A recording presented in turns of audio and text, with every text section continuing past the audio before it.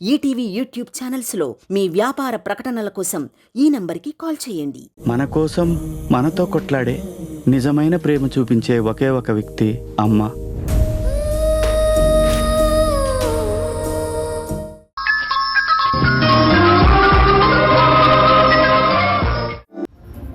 నీ మొహం చూస్తేనే నాకు చిరాకు. చూడమని చెప్పలేదే. నువ్వంటే అసలు నాకు ఇష్టమే లేదు. అందువల్ల నాకు వచ్చే నష్టం ఏమీ లేదు. ఛీ, అసలు నీతో మాట్లాడమే వేస్ట్.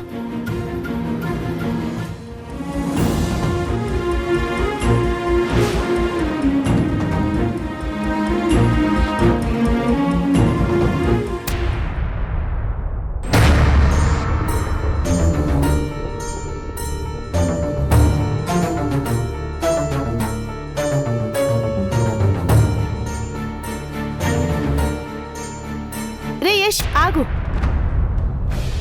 అసలు నువ్వేం చేస్తున్నావో నీకు అర్థమవుతుందా? అమ్మా, నేనేమన్నా చిన్నపిల్లాడు అనుకున్నావా? నీ వరుస చూస్తుంటే అలాగే ఉంది. అసలు ఇదంతా తెలిసి చేస్తున్నావా లేక తెలియక చేస్తున్నావా? తప్పక చేస్తున్నాను. ఆ సింధు నీకు ద్రోహం చేసిందిరా. నీ జీవితాన్ని సర్వనాశనం చేసింది. అవన్నీ మర్చిపోయావా? అన్నీ గుర్తున్నాయమ్మా. నిజంగా నీకు అవన్నీ గుర్తుంటే, సింధు మీద నీకు ద్వేషం ఉంటే నువ్వు ఈ నిర్ణయం తీసుకోవరా? సింధు మీద ఒక ద్వేషమే కాదమ్మా, కోపం, అసహ్యం, చిరాకు, పగ, ప్రతీకారం అన్నీ ఉన్నాయి. సింధు మీద అంత ఆవేశంతో ఉన్నవాడివి ఎందుకు దానితో కలిసి పనిచేయటానికి సిద్ధమయ్యావు? వాస్తవ్తో కలిసి నేను ఈ ప్రాజెక్ట్ చేయకపోతే సింధుకి నేను భయపడినట్టే. రిషి శశి తన పిల్లలు కాబట్టి ఆ నిజం ఎక్కడ తెలిసిపోతుందోనని తనని దూరం పెట్టినట్టుగా సింధు అనుకుంటుంది. ఎట్టి పరిస్థితుల్లో సింధుకి నిజం తెలియకూడదనే ధైర్యం చేసి ఈ డీల్ కొప్పుకున్నాను. ఆ సింధు నీడ పడ్డా మనం సుఖంగా ఉండలేవురా. నువ్వే చూసావుగా బర్త్డే పార్టీలో ఏం జరిగిందో. త్రుటిలో పిల్లలకి ఎంత ప్రమాదం తప్పిందో. రే యష్, ఇప్పటికైనా మించిపోయిందేదీ లేదు. ఆ సింధుతో సంబంధం ఉన్న ఆ ఆఫీసు, ఆ మనుషులు, ఆ బిజినెస్, ఆ ప్రాజెక్ట్ అన్నీ వదిలేరా. మనం సంతోషంగా ఉంటాం. ఎలా అమ్మా, ఎలా వదిలేస్తాం? వాళ్ళ వాత్సవ్ వెన్నుపూసకి దెబ్బ తగిలి నడవలేని స్థితికి వచ్చాడంటే కారణం ఎవరు? మన పిల్లలేగా. రిషి శశిని కాపాడడం కోసమే కదా తన లైఫ్ని రిస్క్లో పెట్టాడు. నా పిల్లల్ని సేవ్ చేసిన వ్యక్తి లైఫ్ ఇబ్బందుల్లో ఉందమ్మా. అప్పులు వాళ్ళు ఆ వాస్తవాన్ని టార్చర్ పెడుతున్నారు. మనకి హెల్ప్ చేసిన వాస్తవం ఆదుకోకపోతే నేను మనిషిని అనిపించుకోనమ్మా. నిజమేరా, నేను కాదనడం లేదు. మన పిల్లల్ని కాపాడడం కోసమే ఆ వాస్తవ్ తన ప్రాణాల మీదకే తెచ్చుకున్నాడు. తనకి సాయం చెయ్యాలరా, కానీ ఇలా కాదు. కావాలంటే వేరేలా ఏదో విధంగా ఆదుకో. సింధుతో కలిసి మాత్రం వద్దు. మా, ఎందుకు నువ్వు అనవసరంగా టెన్షన్ పడుతున్నావు? సింధుతో నేను కలిసి పనిచేస్తే ఏమవుతుంది? నేను సింధుని క్షమించేసి మళ్ళీ భారీగా తనని నా జీవితంలోకి ఆహ్వానిస్తానన్నా నీ భయం? అలా నా ప్రాణం ఉండగా జరగదు. అది మాయలాడిరా, నిన్ను మార్చేస్తుంది. పిల్లల్ని తన దగ్గరికి చేర్చుకుంటుంది. అమ్మా, సింధు మాయలో పడి ఒకసారి మోసపోయాను. అది ప్రతిసారి జరుగుతుందనుకోకు. ఏ, నీ కొడుకు మీద నీకు నమ్మకం లేదా? ఉందిరా, కానీ ఆ సింధు పన్నే పద్మ వ్యూహంలో నువ్వు ఎక్కడ ఇరుక్కుపోతావో అనే భయం. పద్మవ్యూహంలో చిక్కుకుపోవడానికి నేను అభిమన్యుణ్ణి కాదమ్మా, అర్జునుణ్ణి. సింధు ఎన్ని వ్యూహాలు పన్నినా వాటిని ఛేదించి బయటకు వస్తాను. అంతేకాని నేను చెప్పిన మాట మాత్రం విననంటావు. ఆ ప్రాజెక్టు వదులుకొను అంటావు, అంతేనా? ఆల్రెడీ నేను వాళ్ళతో టైఅప్ అయ్యానమ్మా. అగ్రిమెంట్ కూడా జరిగింది. ఆ అగ్రిమెంట్ చించేయరా. చించేసినంత మాత్రాన ప్రాజెక్ట్ వదులుకున్నట్టు కాదమ్మా. లీగల్ ప్రొసీడింగ్స్ కూడా అయిపోయాయి. ఇప్పుడు కుదరదు.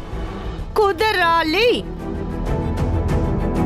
నువ్వు చెప్పిందంతా నాకొద్దు. ఈ విషయంలో మాత్రం నేను చెప్పినట్టే జరిగి తీరాలి. నువ్వు ఆ సింధుతో కలిసి పని చేయటానికి వీల్లేదు. అందుకు నేను శశి మీర ఒప్పుకోను. కాదు అని నువ్వు ముందుకెళ్ళావో నా శవాన్ని కళ్ళ చూస్తా.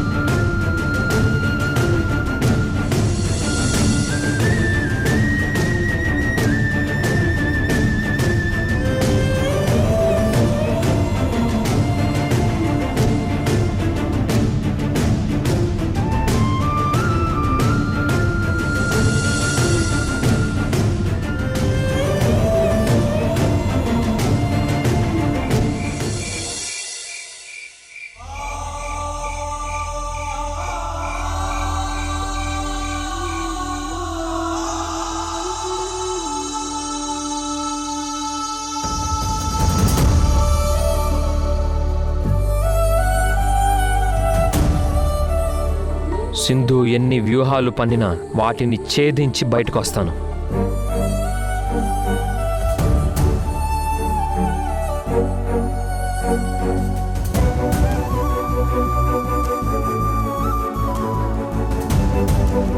నువ్వు ఆ సింధుతో కలిసి పని చేయటానికి వీల్లేదు.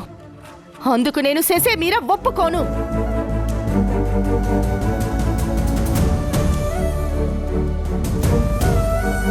కాదు అని నువ్వు ముందుకెళ్ళావో నా శవాన్ని కళ్ళ చూస్తా.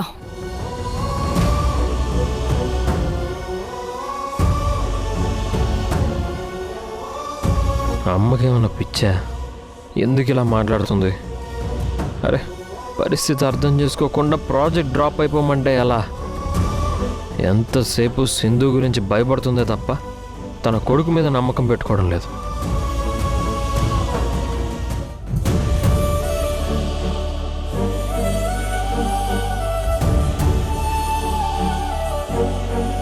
అబే, మందులోకి ఏమైనా తిన్నెక్కి తెమ్మంటావా? అవసరం లేదు. అట్ట ఉత్త మందు తాగుతున్నావేంది అబ్బాయి? కొంచెం నీళ్ళు కలుపుకోవచ్చు కదా. నాకు ఇలాగే అలవాటు. భోజనం చేద్దావు కానీ రా అబ్బి. తినాలనిపిస్తే అప్పుడు నేనే చెప్తాను, నువ్వు వెళ్ళు.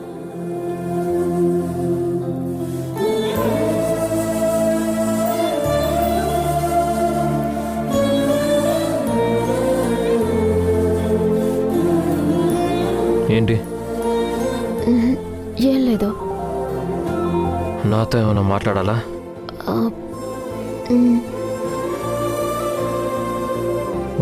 చెప్పు. చెప్పిన తర్వాత నా మీద కోపడకూడదు మరి. కోపడంలే, చెప్పు. సింధుకి మీకు అసలు గొడవ ఎందుకు వచ్చినదబ్బి?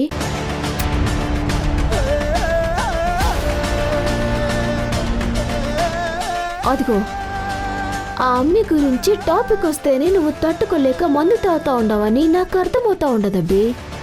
సింధు మిమ్మల్ని చాలా డిస్టర్బ్ చేస్తా ఉండదని. మీ మధ్య ఏం జరిగిందో, సింధు మీకు చేసిన అన్యాయం ఏదో తెలుసుకోవచ్చునా? Stop it.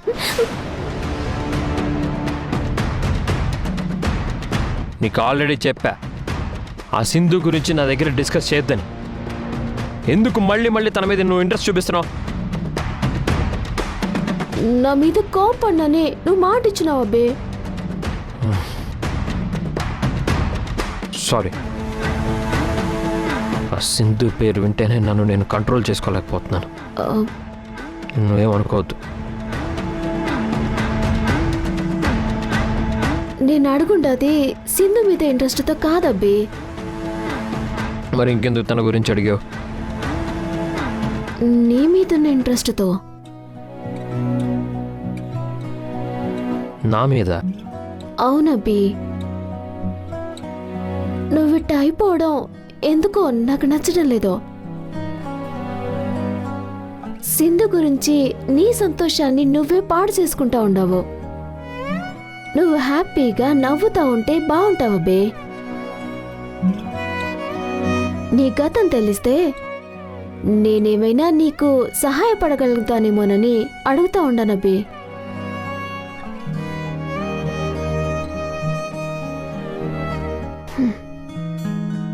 సర్లే అబ్బి, నాకు చెప్పడం ఇష్టం లేకపోతే వదిలే. ఆకలేస్తే చెప్పబ్బి, భోజనం పట్టుకొస్తాను. నాకంటూ నా జీవితంలో ఏం మిగల్చలేదు ఆ సింధు, ఒక్క పిల్లల్ని తప్ప. ప్రాణానికి ప్రాణంగా ప్రేమించాను ఆ సింధుని. నన్ను, నా ప్రేమని, నా నమ్మకాన్ని అన్నింటినీ మోసం చేసి నన్ను ఒంటరిని చేసింది. ఈ లోకంలో సింధు తప్ప నాకెవ్వరూ లేరనుకున్నాను. నాలో ఉన్న ప్రేమంతా తనకే ఇచ్చేశాను. అలాంటిది నేనే తన మెడలో తాళి తెంచేశాను.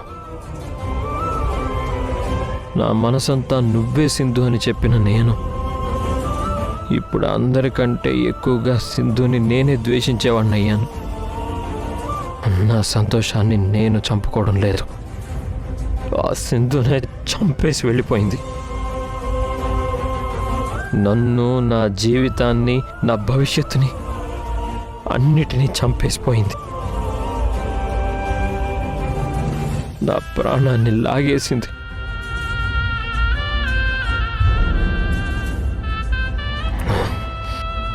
అందుకే సింధు అంటే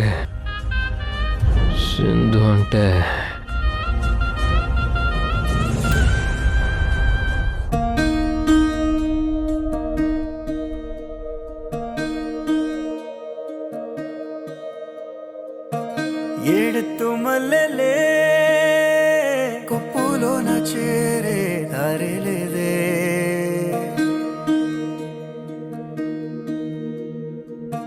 నీ తోడు కోయిలే పొత్తుగుకే వేళ కోయలేదే,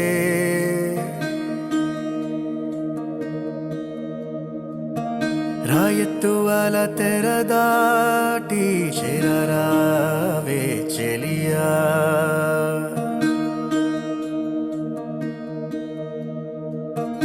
ఈ పొద్దు పీడ కలదాటి నిదరోవే సఖియా,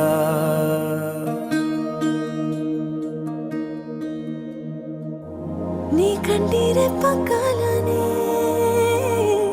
కన్నీటిలోన కాదనే, నీ గుండెలోన సడినే, నీవు పీరైన ఊసులే, నా ఊపిరాగిన ఉసురు పోయిన వదిలిపోనని,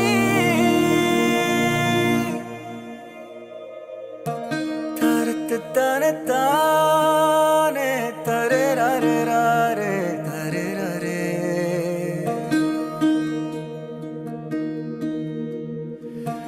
తరత్ తనే నానే తరే నానే నానే తరే ననే,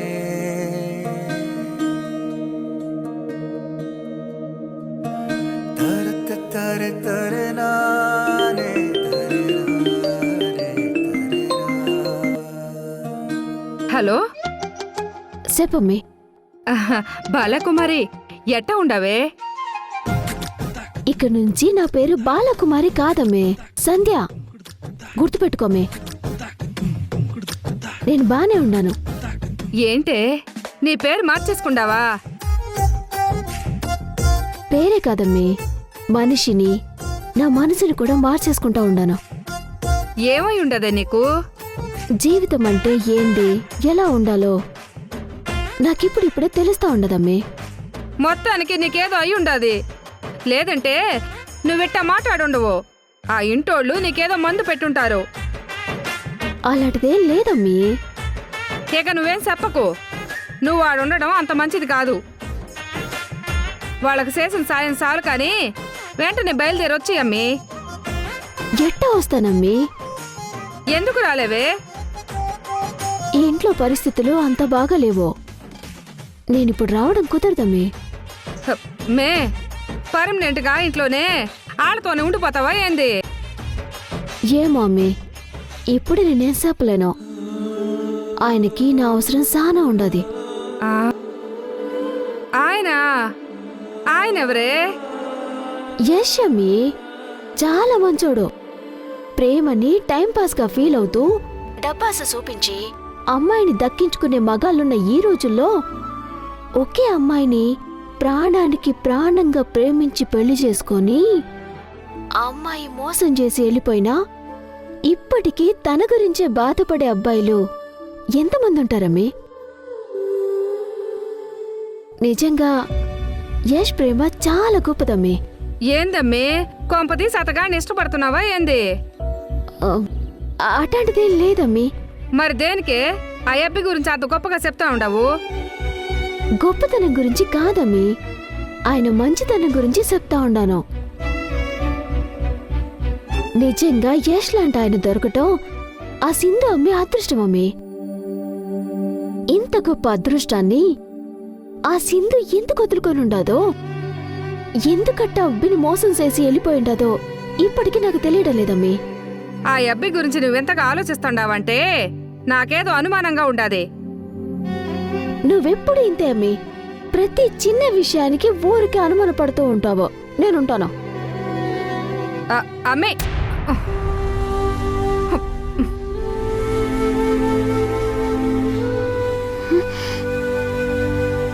అమ్మన్నట్టు నిజంగా నేను యష్ని ఇష్టపడుతూ ఉండానే ఏంది? అందుకని ఇంతలా ఆలోచిస్తూ ఉండానా? నాలో ఏం జరుగుతూ ఉండదు?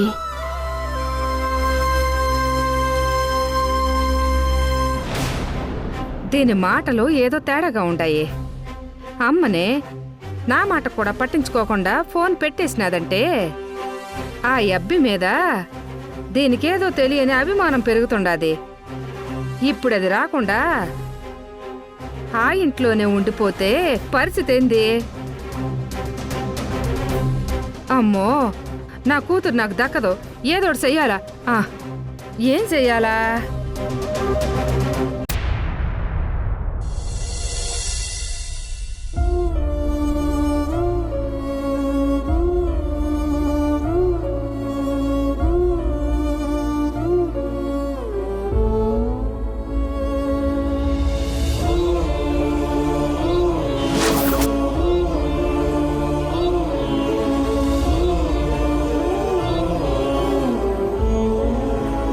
రిషి,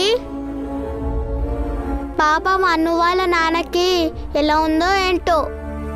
హాస్పిటల్లో చేర్పించారు కదా, డాక్టర్ ట్రీట్మెంట్ చేస్తూ ఉంటారు. వాళ్ళ డాడీ లేకుండా అన్ను ఒక్కటే అక్కడ ఎలా ఉందో ఏంటో. అవును, అను గురించి ఆలోచిస్తుంటే బాధేస్తుంది. నా కూర బాధేస్తుంది. రిషి, శశి, మీరేంటి రెడీ అవ్వకుండా ఇంకా ఇలాగే ఉన్నారు? డాడీ, అను వాళ్ళ నాన్నకి ఎలా ఉంది? తనకేం కాదు కదా? ఏమన్నా అయితే అన్ను ఏడ్చేస్తుంది. అను వాళ్ళ డాడీకి ఏం కాదమ్మా. డాక్టర్లు కూడా ప్రాబ్లం ఏం లేదని చెప్పారు. త్వరలో హాస్పిటల్ నుంచి డిశ్చార్జ్ అయ్యి హ్యాపీగా ఇంటికి వెళ్తారు.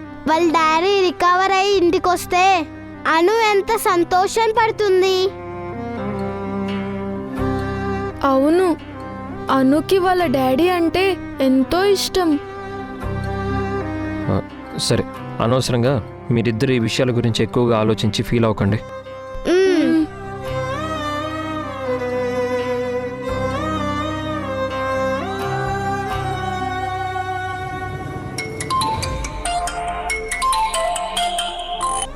హలో, ఎవరు? బాబు, వాస్తవ వాళ్ళ అమ్మని. చెప్పండి.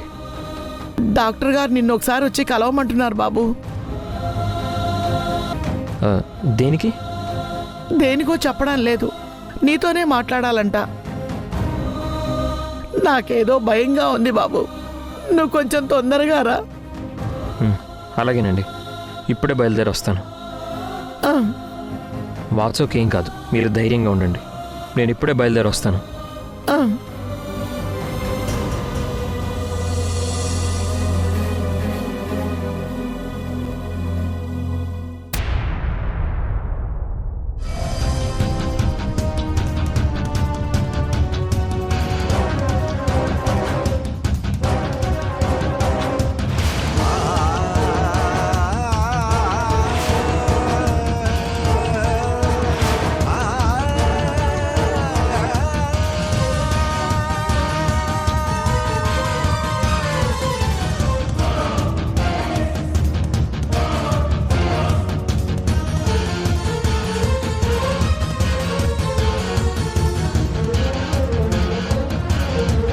ఏం డాక్టర్ మీరు అనేది?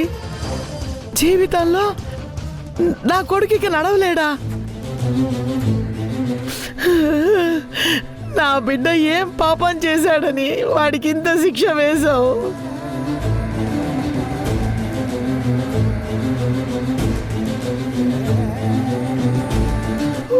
వాడు మంచాన పడితే మాకు దిక్కేవారు.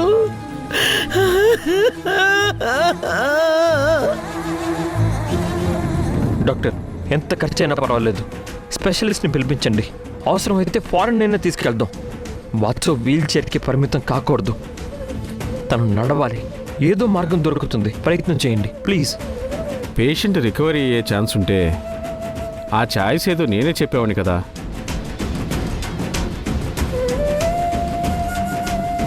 అలా అనకండి డాక్టర్. అను చిన్న పిల్ల, వాళ్ళ డాడీ నడవలేరని తెలిస్తే భరించలేదు. దయచేసి తన కోసం అన్నా వాస్తవ్ గారిని ఎలా అయినా కాపాడండి ప్లీజ్ డాక్టర్, మీకు దండం పెడతాను. ఓకే అమ్మా, ఒక డాక్టర్గా నేను చేయగలిగింది చేస్తాను. Thank you doctor.